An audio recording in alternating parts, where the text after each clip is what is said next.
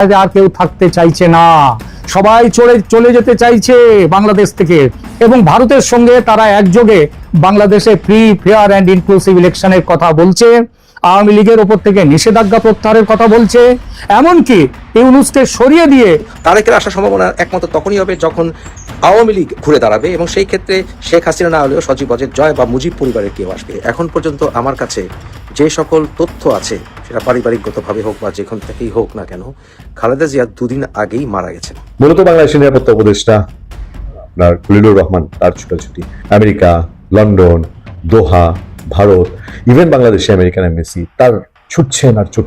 আসসালামু আলাইকুম প্রিয় দর্শক, নতুন একটি নিউজে আপনাদেরকে স্বাগতম। দর্শক, বাংলাদেশের যে বর্তমান রাজনৈতিক প্রেক্ষাপট এবং যেই পরিস্থিতি সৃষ্টি হয়েছে তারই আলোকে আপনাদের সামনে বেশ কয়েকটা গুরুত্বপূর্ণ ভিডিও নিয়ে হাজির হয়েছি, যার কিছু অংশ বিশেষ ভিডিওর শুরুতেই দেখেছেন।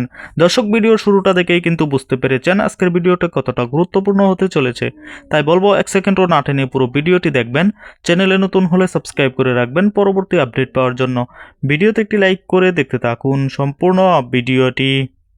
শেখ হাসিনা বা আওয়ামী লীগের নেতারা কি ভুল করেছে সুষ্ঠু নির্বাচনে, সুষ্ঠু বিচারে সেটা বেরিয়ে আসুক।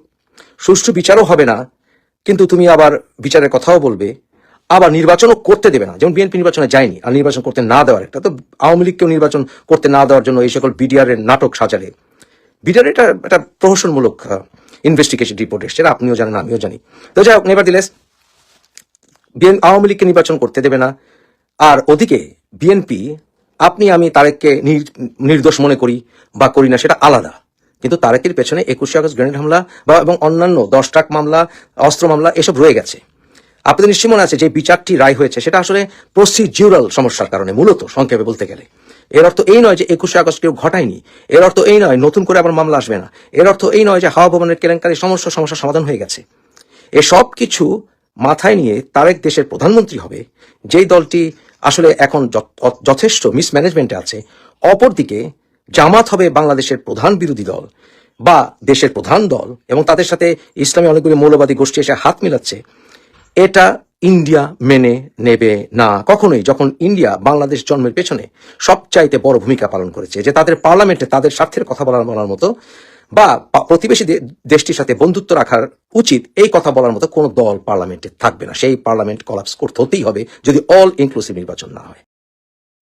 তাই সেই ক্ষেত্রে তারেকের আসার সম্ভাবনা একমাত্র তখনই হবে যখন আওয়ামী লীগ ঘুরে দাঁড়াবে, এবং সেই ক্ষেত্রে শেখ হাসিনা না হলেও সজীব অজয় জয় বা মুজিব পরিবারের কেউ আসবে। তাই মুজিব পরিবারকে বাদ দিতে হলে তারেককেও বাদ দিতে হবে, এবং সেই বিষয়ে ভারতকে আমেরিকা অবশ্যই সমর্থন করবে, কারণ তাদের ভিতরে একটা স্ট্র্যাটেজিক অ্যালায়েন্স হয়ে গেছে। আর তারেক খালেদা জিয়াকে যদি লন্ডনে নিয়ে যায়, তাহলে মূল কারণটি হচ্ছে তারেক এই কেলেঙ্কারিতে পড়তে চায় না যে তার মা সংগ্রাম করতে করতে মারা গেলেন বাংলাদেশে, কিন্তু এই ছেলেটি যে কোনো কারণেই হোক দেশে ফিরে আসেনি। 11 সময় খালেদা জিয়া দেশ ত্যাগ করেননি, এবং শেখ হাসিনাও আপনাদের মনে আছে যে লন্ডনে হিথ্রো এয়ারপোর্টে উনি চিৎকার করেছিলেন যে আমাকে দেশে যেতেই হবে, এবং দেশে ফিরে উনি কিন্তু অ্যারেস্টেড হয়েছিলেন। বোথ নেত্রী শেখ হাসিনা, খালেদা জিয়া কিন্তু বন্দী অবস্থায় 11 পরে ছিলেন। এখন প্রশ্ন হচ্ছে যে খালেদা জিয়া যে যাচ্ছেন, খালেদা জিয়াকে মৃত না জীবিত তার আমরা কাগজ চাই। আমরা সাধারণ নাগরিক, খালেদা জিয়া শুধুমাত্র তার পরিবারের সদস্য নয়, খালেদা জিয়া আমাদের দেশ নেত্রী। তাই খালেদা জিয়া মারা গেছেন কিনা তার নিশ্চিত ডাক্তারি রিপোর্ট আমরা জানতে চাই। আমরা জানতে পারবো না, আমাদেরকে বলা হবে না উনি গভীর অবস্থায় আছেন, এইসব কথা বললে হবে না। খালেদা জিয়াকে দেশের বাইরে পাঠানোর আগে আমাদের সাধারণ মানুষকে প্রমাণ দিতে হবে, সাক্ষী দিতে হবে, স্পষ্ট বলতে হবে, এবং যে নেতারা মিথ্যা কথা বলবেন বাংলাদেশের মানুষ তাদেরকে পরবর্তীতে ধরবে। স্পষ্ট করে বলতে হবে, এবং দায়িত্ব বিএনপির টপ নেতৃত্বকে পরিষ্কার করতে হবে যে আমাদের কয়েকবারের প্রধানমন্ত্রী বেগম খালেদা জিয়া জীবিত না মৃত। স্পষ্ট, যদি আমাদেরকে মেডিকেল কাগজ নাও দেখানো হয়, ডাক্তারি কাগজ, এই কথা বলতে হবে। এরপরে কাতার এয়ারলাইন্সের থেকে আমাদের রিপোর্ট দিতে হবে যাকে ওনারা প্লেনে উঠাচ্ছেন খালেদা জিয়া, উনি কি জীবিত না মৃত। এরপর লন্ডনে যাওয়ার পথে যদি খালেদা জিয়া মারা যান, সেটারও জবাবদিহিতা করতে হবে, কারণ এরকম মুমূর্ষু মৃত প্রায় মানুষকে যদি মরে না যেও থাকেন, কেন এয়ার অ্যাম্বুলেন্স উঠানো হলো?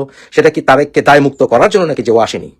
তারপর লন্ডনে নেমে যদি মারা যান, বা লন্ডনে যদি ওনাকে মৃত অবস্থায় পাওয়া যায়, লন্ডনের ডাক্তারদের কাছ থেকে আমাদেরকে সার্টিফাইড প্রমাণ দিতে হবে যে খালেদা জিয়া কখন মারা গিয়েছিলেন বলে ওনাদের সিদ্ধান্ত। এই সব কিছু বিষয় খেয়াল রাখবেন। আর তারেক যদি খালেদা জিয়ার মৃত্যুর আগে এই সকল নাটক না করে বাংলাদেশে ফিরে না আসে, আমি আপনাদের বরাবর বলেছি, বিএনপি ধ্বংসের জন্য তারেককে দায়ভার বহন করতে হবে এবং বিএনপিকে তারেকের নেতৃত্বে টিকিয়ে রাখা অসম্ভব হবে যদি তারেককে সেখান থেকে রিমুভ করা না হয়। এ কথাটি আপনাদের বরাবরই বলে আসছি যে তারেক যোগ্য নেতা নয় বিএনপির। আমরা যারা বিএনপিকে ভালোবাসি, আমরা যারা শহীদ রাষ্ট্রপতি জিয়াকে ভালোবাসি, আমরা যারা জাতীয়তাবাদী চেতনায় বিশ্বাস করি, আমরা যারা বহু দলীয় গণতন্ত্রে বিশ্বাস করি, আমরা মনে করি আওয়ামী লীগের যে সকল নেতারা অন্যায় করেছেন তাদের সুষ্ঠু বিচার হতে হবে। বিচারের নামে প্রহসন নয়, সুষ্ঠু বিচারের নামে প্রহসন চলবে না এবং সুষ্ঠু বিচার করে আওয়ামী লীগকে নির্বাচনে আনতে হবে এবং অল ইনক্লুসিভ নির্বাচন হতে হবে। অল ইনক্লুসিভ নির্বাচন হতে হবে, বিএনপি ঘুরে দাঁড়াতে হবে, তারেককে বাদ দিতে হবে, আজ হোক আর কাল হোক। কারণ তারেক কোনো যোগ্য নেতৃত্বের কোনো প্রমাণ আজ অবধি দিতে পারেনি। সে কোনো লেভেলে আন্দোলনে কখনো ছিল না, বরঞ্চ সে ডিসেম্বর থেকে সরে গিয়ে ফেব্রুয়ারির নির্বাচন অসম্ভব হবে, আপনাদেরকে আমি সেটাও বলেছিলাম। আমার মনে হয় এতদিনে আপনারা বুঝে গেছেন ফেব্রুয়ারি নির্বাচনটা হবে না। তাই নির্বাচন হতে হবে সুষ্ঠু, স্পষ্টতা থাকতে হবে এবং বিএনপি আওয়ামী লীগকে ঐক্যবদ্ধভাবে, স্বাধীনতার পক্ষের শক্তিদেরকে নিজেদের দোষ স্বীকার করে ঐক্যবদ্ধভাবে নির্বাচনে অংশ নিয়ে স্বাধীনতা বিরোধী শক্তিদেরকে ঠেকাতে হবে। বিভিন্ন সোর্স থেকে যা জানতে পারছি বা শুনতে পারছি, এতে হচ্ছে খালেদা জিয়া উনি 2 দিন আগেই মারা গেছেন।